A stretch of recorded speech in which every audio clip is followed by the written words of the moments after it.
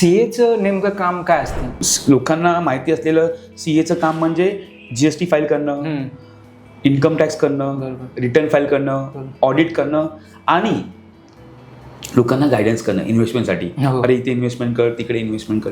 पण ना तुम्ही जर बघाल लास्टचे 10 वर्ष 15 वर्ष 20-25 वर्ष जग ना चेंज होत चाललं आहे. हो.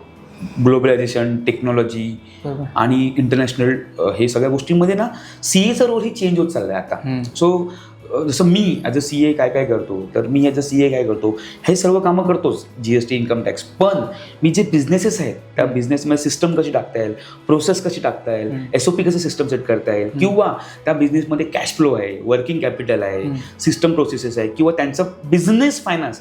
मी पर्सनल फायनान्समध्ये बिझनेस म्हणजे बिझनेस वाढीसाठी किंवा बिझनेस ग्रोथसाठी काय काय गोष्टी करायला लागतील ॲज अ सी ए, तर त्या सर्व गोष्टी मी करायला हेल्प करतो. सो हे ह्यालाच मी म्हणतो मॉडर्न प्रॅक्टिस.